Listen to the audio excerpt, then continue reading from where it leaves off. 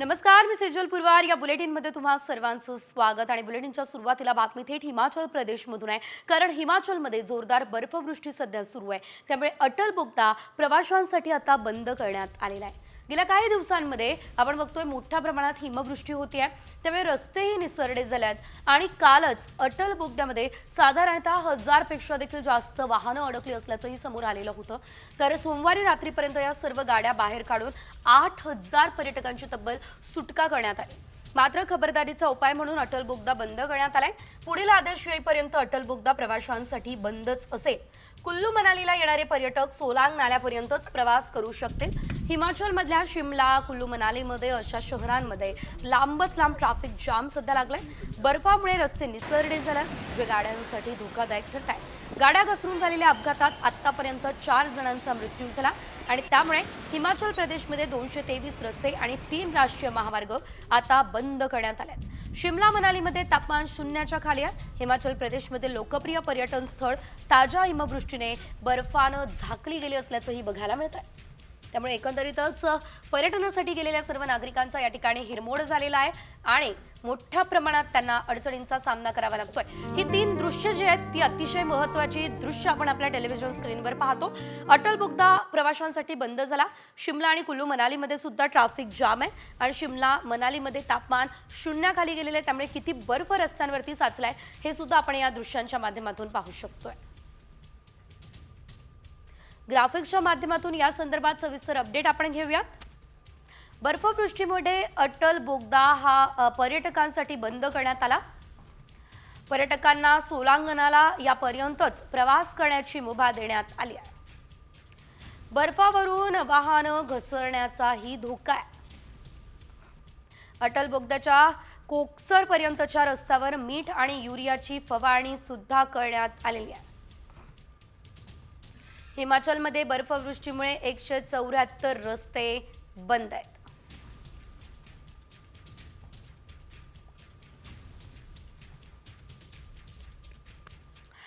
एकंदरीत हिमाचल प्रदेशमध्ये जे पर्यटक गेले त्यांचा तर हिरमोड झाला. मात्र नववर्षाच्या स्वागतासाठी पर्यटकांची सर्वाधिक पसंती राज्यात कोकणाला मिळते. रत्नागिरीच्या गणपतीपुळ्यात पर्यटकांची गर्दी मोठ्या प्रमाणात झाली. हजारो पर्यटकांनी गणपतीपुळेचा परिसर हा चांगलाच फुललेला आहे. आपण थेट जाऊयात गणपतीपुळ्यात. त्या ठिकाणी आमचे प्रतिनिधी अमोल कलये हे उपस्थित आहेत आणि त्यांच्याकडून आपण या संदर्भातला सविस्तर आढावा जाणून घेऊयात, त्या ठिकाणच्या पर्यटनाबद्दलचा. कोकणचं सौंदर्य हे पर्यटकांना नेहमीच खुणावत असतं आणि त्यामुळे मोठ्या संख्येनं पर्यटक हे कोकणामध्ये दाखल होतात. आणि रत्नागिरीचा जर विचार केला तर रत्नागिरीमध्ये प्रामुख्याने पर्यटक हे गणपतीपुळ्याला भेट देत असतात. आपण या गणपतीपुळ्याच्या ठिकाणी आहोत आणि या गणपतीपुळ्याच्या मंदिरात परिसरामध्ये जर पाहिलं तर मोठ्या प्रमाणात पर्यटकांची आणि भाविकांची या ठिकाणी गर्दी असलेली पाहायला मिळते. हम इंदौर से आए हैं, पहली बार आए हैं। गणपतीपुले के बारे में बहुत सुना हुआ था। गणेश जी का सिद्ध स्थान है, स्वयंभू है गणेश जी। तो यहाँ दर्शन करने के लिए आए, दर्शन का लाभ लिया। बहुत ही स्वच्छ शहर है कोकण, और आजू बाजू हरियाली, नेचर बहुत बढ़िया है। बीच भी बहुत सुंदर है, बीच भी बहुत साफ सुथरे है। रत्नागिरी खूपच सुंदर आहे आणि इथे पहाड वगैरे आणि हे सगळं निसर्गरम्य पाहून आम्ही खूपच खुश झालो आहोत. खूप छान वाटलं आम्हाला. भक्तिमय वातावरण प्लस प्रेक्षणीय स्थळ खूप छान. बहुत अच्छा लग रहा है यहाँ पे आके। इतना अच्छा नेचर है यहाँ का, मेरे को बहुत मज़ा आया यहाँ पे, और दर्शन भी बहुत अच्छे से हुए. मोठ्या संख्येनं पर्यटकांची गर्दी ही गणपतीपुळ्यामध्ये पाहायला मिळते. अमोल कले, साम टीव्ही, गणपतीपुळे, रत्नागिरी. तर सध्या कोकणाकडे पर्यटकांची पावलं आपल्याला वळताना दिसत आहे. आणि आता तर सलगच्या सुट्ट्या आलेल्या आहेत, त्यामुळे पर्यटन या ठिकाणचं वाढणार यात काही शंकाच नाही. उर्वरित बातम्यांचा घेऊयात वेगवान आढावा. दिल्लीमध्ये आज एनडीएच्या घटक पक्षांची बैठक होईल. जे.पी. नड्डा यांच्या निवासस्थानी ही बैठक होणार असल्याची माहिती सध्या मिळते आहे. या बैठकीला मात्र शिंदे, अजित पवार जाणार का हे बघणं महत्त्वाचं. मला मंत्रिपद मिळू नये म्हणून अनेकांनी प्रयत्न केलाय असा आरोप शिंदे गटाचे आमदार दीपक केसरकर यांनी केला. केंद्रातील नेत्यांशी चांगले संबंध आहेत, त्यामुळे मंत्र्यांपेक्षाही मोठ्या पदावर जाईल असा विश्वास केसरकरांनी व्यक्त केला.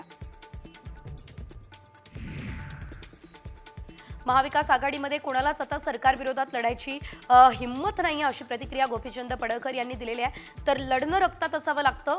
जयंत पाटील हे देखील लढू शकणार नाही असं म्हणत जयंत पाटील यांनाही त्यांनी टोला लगावला. बीडमध्ये आता 28 तारखेला सर्व पक्षीयांचा मोर्चा असेल. सरपंच संतोष देशमुख हत्या प्रकरणी मोर्चाचं आयोजन झालंय. या मोर्चात शरद पवार यांच्यासह जितेंद्र आव्हाड सहभागी होणार आहेत.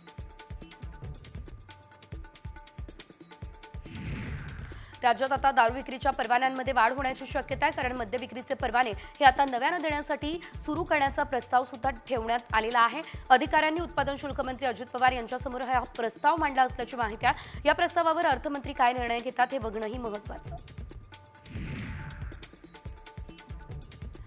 मराठा आंदोलक मनोज जरांगे पाटील आज मस्साजोगमध्ये सरपंच संतोष देशमुखांच्या कुटुंबाची भेट घेतील. यावेळेस त्यांनी आता कुणाचा बापही आला तरी देशमुख हत्या प्रकरण दबू देणार नाही असा इशारा दिलाय. मराठा आंदोलक मनोज जरांगे पाटील पुन्हा एकदा ऍक्शन मोडमध्ये आल्यात. उद्या ते परभणीमध्ये सोमनाथ सूर्यवंशी यांच्या कुटुंबियांची भेट घेतील, तर 28 डिसेंबरला बीडमध्ये होणाऱ्या मोर्चामध्ये ते सहभागी होतील.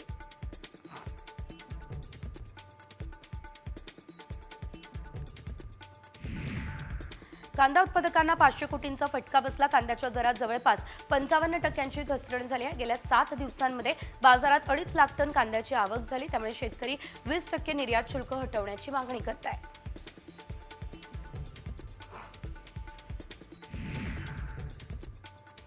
माढा तालुक्यातील मोडनिंब या ठिकाणी कांदा सौदे बाजार सुरू करण्याची मागणी केली जाते. या संदर्भात व्यापारी, हमाल, तोलार आणि शेतकऱ्यांची बैठक सुद्धा झाली आहे.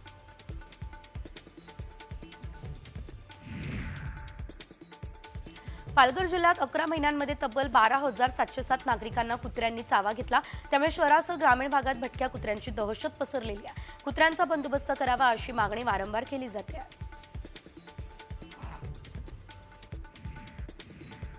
यवतमाळमध्ये कुत्र्यांनी 11 महिन्यांमध्ये तब्बल 3,712 नागरिकांना चावा घेतलाय. दर महिन्याला 350 नागरिकांना कुत्र्यांनी चावा घेतला. दरम्यान ठोस उपाययोजना करण्यात याव्या अशी मागणी नागरिकांकडून केली जाते.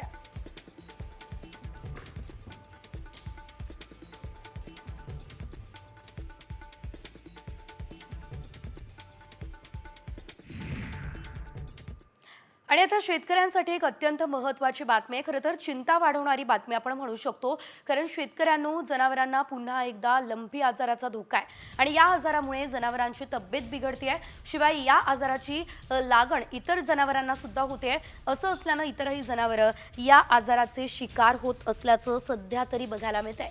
या आजाराचा प्रसार होऊ नये यासाठी पशुवैद्यकीय यंत्रणा अलर्ट झाली आहे.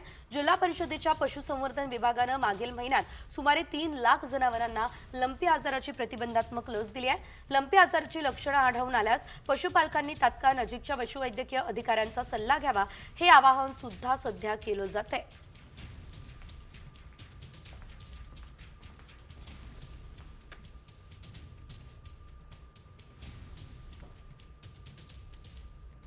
त्यामुळे आता शेतकऱ्यांना आपल्या जनावरांची काळजी घेणं खूप गरजेचं असेल. यासोबत इतर काही महत्त्वाच्या बातम्यांचा आढावा वेगवान पद्धतीने.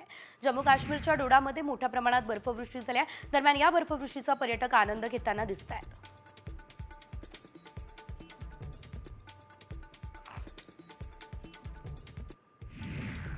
जम्मू काश्मीरमध्ये बर्फवृष्टीमुळे परिसर फुलून गेलेला आहे. डोंगरावरती मोठ्या प्रमाणात बर्फाची चादर पसरली असल्याचंही बघायला मिळत आहे. पर्यटकांसाठी ते आकर्षणाचा केंद्रबिंदू बनलाय.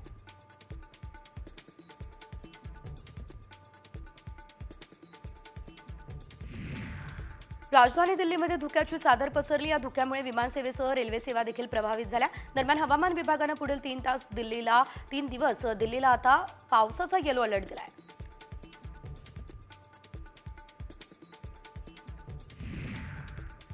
नाताळ सण आणि 31च्या पार्श्वभूमीवर मुंबई पोलिसांनी शहरात विविध ठिकाणी नाकाबंदी केली. रस्त्यावरून जाणाऱ्या प्रत्येक वाहनाची कसून तपासणी केली. फार्म हाऊस, रिसॉर्ट, रेती बंदर, समुद्रकिनारी पोलिसांची गस्त वाढवण्यात आली. तर बार, पब यांनी ठरवून दिलेल्या वेळेचं उल्लंघन केल्यास त्यांच्यावरही कारवाई केली जाईल. मुंबई आणि नवी मुंबई नंतर आता तिसरी मुंबई वसणार आहे. उरण, पेण आणि पनवेल तालुक्यातल्या 124 गावांमध्ये ही तिसरी मुंबई उभी राहील. त्याचा मास्टर प्लॅन बनवण्यासाठी सल्लागार नेमण्याची प्रक्रिया MMRDAने सुरू केली आहे. धारावीकरांना आता नवीन घरांचा ताबा मिळाल्यानंतर पुढची 10 वर्ष कोणताही मेंटेनन्स भरावा लागणार नाही. रहिवासी नव्या घरात गेल्यानंतर पुढील 10 वर्ष संबंधित सोसायटीच्या देखभालीची जबाबदारी बिल्डरची असेल. त्यामुळे धारावीमधल्या रहिवाशांना मोठा दिलासा मिळाला आहे. सिडको घरांच्या अर्ज नोंदणीसाठी तिसऱ्यांदा मुदतवाढ देण्यात आली. आता 10 जानेवारीपर्यंत पसंतीचं घर निवडता येईल. सिडकोकडून 27 ठिकाणी 67,000 घरं बांधली जात आहे. त्यापैकी आता 26,000 घरांची योजना 11 ऑक्टोबरपासून सुरू करण्यात आली आहे. मुंबईकरांसाठी पुढच्या 6 वर्षांमध्ये 30 लाख रोजगार मिळतील. महायुती सरकारनं तसं लक्ष ठेवलंय. सेवा क्षेत्रासह गृहनिर्माण, बंदर विकास, पायाभूत सुविधा या क्षेत्रांमध्ये ही रोजगार निर्मिती केली जाईल.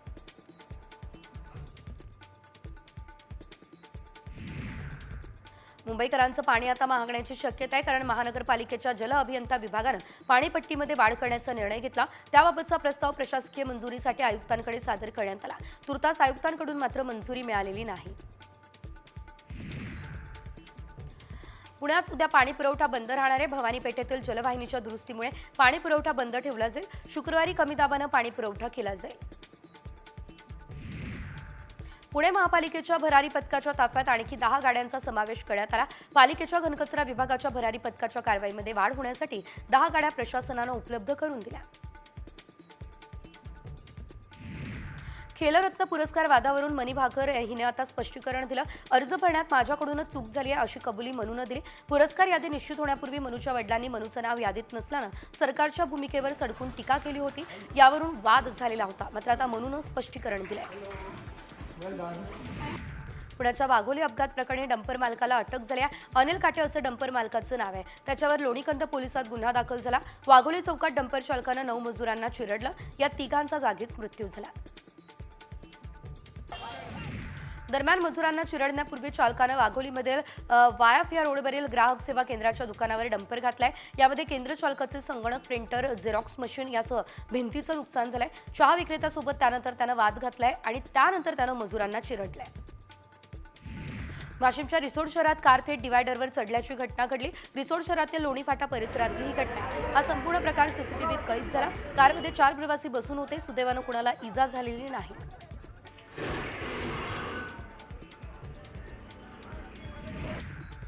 पुण्यात मद्यधुंद चालकानं अनेक वाहनांना धडक दिली. एका 4चाकी वाहनानं अनेक दुचाकींना उडवलं. दयानंद केदारी असं चालकाचं नाव आहे. त्याला पोलिसांनी ताब्यातही घेतलंय.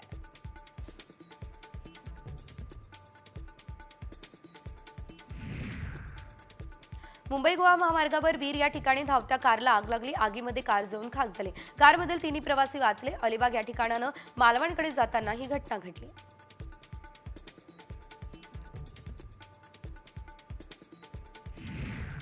खोपोली या ठिकाणी टँकरने अपघातानंतर पेट घेतलाय. टँकरमधील केमिकल पसरल्यानं आग परिसरात पसरली. आगीमध्ये पार्किंग केलेली एक कार जळून खाक झाली. खोपोली शिळफाटा या ठिकाणी ही घटना घडली आहे.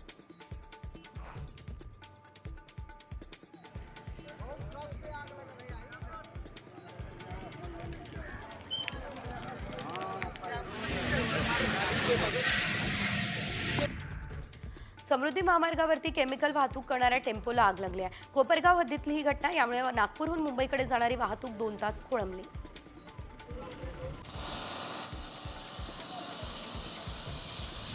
नवीन वर्षाच्या पार्श्वभूमीवर नांदेड पोलिसांनी अवैध धंद्याविरोधात धडक मोहीम सुरू केली. तेलंगणा राज्यातून आलेला 2.5 किलो गांजा पोलिसांनी जप्त केला. त्यात एका आरोपीला सुद्धा अटक करण्यात आलेली आहे. पुढील तपास पोलिसांकडून सुरू आहे.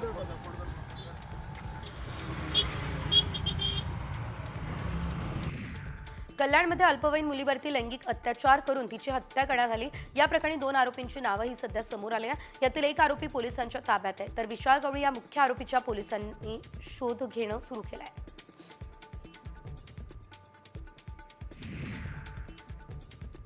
पुण्याहून साताऱ्याकडे जाताना खंबाटकी घाटात प्रचंड वाहतूक कोंडी झाल्या. खंबाटकी घाटात 4 ते 5 किलोमीटरपर्यंत वाहनांच्या लांबच लांब रांगा लागल्या. घाटात वाहनं बंद पडली, त्यामुळे वाहतुकीचा खोळंबा झालाय.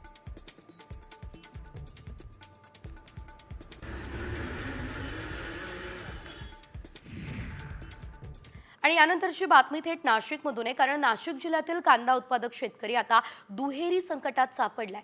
असं का, तर एकीकडे पडलेले बाजारभाव आणि दुसरीकडे वातावरणातील बदल. त्यामुळे कांदा शेतातच सडण्यास सुरुवात झाली आहे. यामुळे बळीराजा आता चांगलाच चिंतेत सापडलाय. कांद्याच्या शेतातून शेतकऱ्यांच्या व्यथा जाणून घेतल्यात आमचे प्रतिनिधी अभिजित सोनवणे यांनी. पाहूया. नाशिक जिल्ह्यातला कांदा उत्पादक शेतकरी दुहेरी संकटामध्ये सापडलाय। मी आता कांद्याच्या शेतामध्ये आहे आणि या ठिकाणी नेमकी काय परिस्थिती आहे आपण जाणून घेऊया। ही परिस्थिती अवकाळी पाऊस झाला तेव्हापासून नंतर धुकं आलं, परत बादळ आलं, ऊन पडलं, थंडी वाढली, त्याच्यामुळे हा कांदा पूर्ण करपून गेला। याच्यामध्ये असं आहे, थंडी जर असली तर हा कांदा पोचतो। आता थंडी बिंडी काही नाही, धुकाट वादळ असल्यामुळे कांद्यानं पूर्ण रोग धरलेला आहे। हे कांदा सडलेला आहे, हे कांदे एकदम कामातून गेले, याचा काहीच उपयोग नाही, मार्केटला पण चालणार नाही, कुठं चालणार नाही। काय होऊ शकतं, 20 क्विंटल कांदे जर निघले आणि ते 1200-1300 रुपये जर गेले तर लाख रुपये त्याला खर्च केलेला आहे, तर 20,000 रुपये होणार आहे आम्हाला। याच्यातून काय खर्च निघणार आहे आमचा याच्यामध्ये, सांगा काय खर्च निघणार आहे? खर्च बियाण्यापासून ते आपल्याला काढणीपर्यंत ते पूर्ण खर्च 1 लाख रुपयापर्यंत जातो पूर्ण। आणि त्यातून आपल्याला जर 50 आणि 60,000 रुपये होणार असेल तर ते कांदा लागवड करणेच बंद करायला पाहिजे। आता हे काढणे विकणे जे आहे ते आपल्याला पदरात पाडून घेणं, असं 4 पैसे तरी मिळतील। 4 पैसे तरी मिळतील, लागवड तर खर्च काही वसूल होणार नाही, पण आता जे आहे ते थोडंफार नेणं मार्केटला विकणं। कॅमेरामन प्रवीण काळबांडेसह अभिजित सोनवणे, साम टीव्ही, नाशिक। तर सध्या आपण बघितलं कांदा उत्पादक शेतकरी दुहेरी संकटात सापडलेले आहेत आणि त्यामुळे यासाठी आता सरकारकडून काय उपाययोजना केल्या जातात आणि ज्या शेतकऱ्यांच्या मुख्य मागण्या आहेत त्या मान्य होतात का हे बघणं महत्त्वाचं। पुन्हा एकदा घेऊयात बातम्यांचा धावता आढावा। ख्रिसमससह न्यू इयर सेलिब्रेशन जोरात होणार आहे, कारण आज आणि 31 डिसेंबर पहाटे 5 वाजेपर्यंत मद्य विक्री सुरू राहील। Hotel, restaurant, permit room, orchestra bar पहाटे 5 पर्यंत सुरू असतील। गृह विभागाकडून आदेश जारी झाला।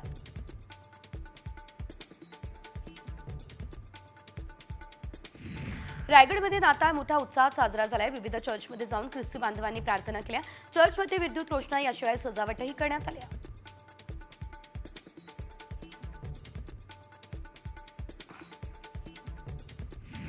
नाताळचा संपूर्ण देशभरात मोठ्या उत्साहात साजरा केला जातोय आणि या पार्श्वभूमीवर मुंबईच्या वांद्रे पश्चिमेकडे माउंट मेरी चर्च परिसरात मोठ्या प्रमाणात विद्युत रोषणाई सुद्धा करण्यात आली।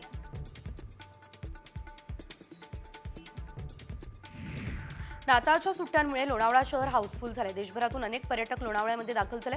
लायन्स आणि टायगर पॉइंटवरती पर्यटकांची गर्दी बघायला मिळते।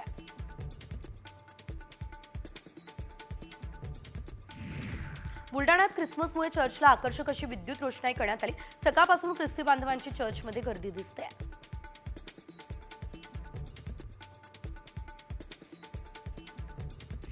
सोलापुरात मोठ्या उत्साहात ख्रिसमस साजरा झालेला आहे। शहरातील 7 रस्ता परिसरातील फर्स्ट ख्रिस्ट चर्चला ख्रिश्चन बांधवांनी गर्दी केली। यावेळी फटाक्यांची आतषबाजी सुद्धा करण्यात आली आहे।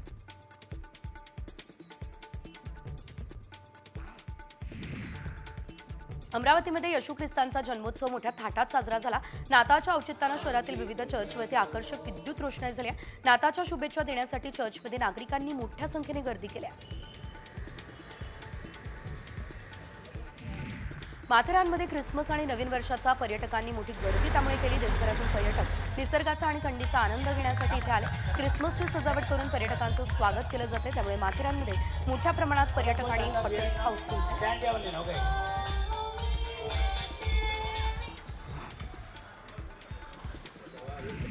31 डिसेंबरला संत गजानन महाराज मंदिर रात्रभर खुलं असेल। देशभरातून शेगावमध्ये येणाऱ्या भक्तांच्या वाढत्या संख्येमुळे आता मंदिर प्रशासनानं हा निर्णय घेतला। 31 तारखेला सकाळी 5 पासून 1 जानेवारीच्या रात्री 9 पर्यंत हे मंदिर समाधी दर्शनासाठी खुलं असेल।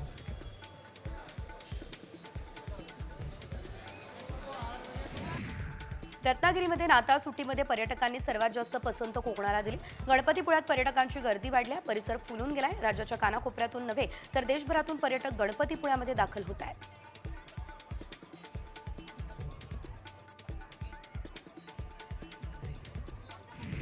तुळजाभवानी मंदिर आजपासून 1 जानेवारीपर्यंत 22 तास खुलं असेल। सलग सुट्ट्यांमुळे तुळजाभवानी मंदिरात दर्शनासाठी गर्दी होते।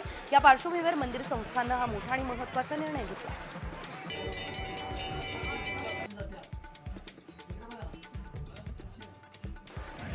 बारामध्ये टिपू सुलतान आणि मौलाना आझाद यांची जयंती उत्साहात साजरी झाली आहे। शहरातून टिपू सुलतान, मौलाना आझाद आणि संविधानाची मिरवणूक काढण्यात आली। यावेळेस कुठलाही अनुचित प्रकार घडू नये यासाठी पोलीस बंदोबस्तही तैनात करण्यात आला। दक्षिण भारतात प्रसिद्ध असलेल्या माळेगाव या ठिकाणी खंडोबा यात्रेची तयारी पूर्ण झाली। 29 डिसेंबरपासून या यात्रेला सुरुवात होणार आहे। या यात्रेला 400 वर्षांची परंपरा आहे। मुख्यमंत्री आणि दोन्ही उपमुख्यमंत्री या यात्रेला हजेरी लावण्याची शक्यता आहे।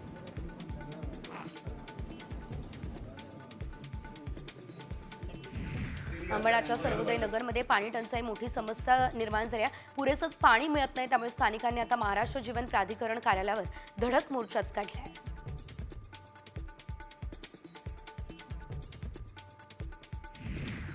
कोल्हापूरचं वैभव असणाऱ्या रंकाळा तलावाची दिवसेंदिवस दुरवस्था होतीये. राज्यकर्त्यांकडून यासाठी विकास निधी आणला जातोय, मात्र प्रत्यक्षात रंकाळ्याचं सुशोभीकरण आणि जतन संवर्धन केलं जात नाही असं चित्र आहे. या पार्श्वभूमीवर आज रंकाळा परिसरामध्ये शेकडो रंकाळा प्रेमींनी काळ्या फिती लावल्या आणि जोरदार घोषणाबाजी केली. महापालिका आणि प्रशासनाचा निषेध केला.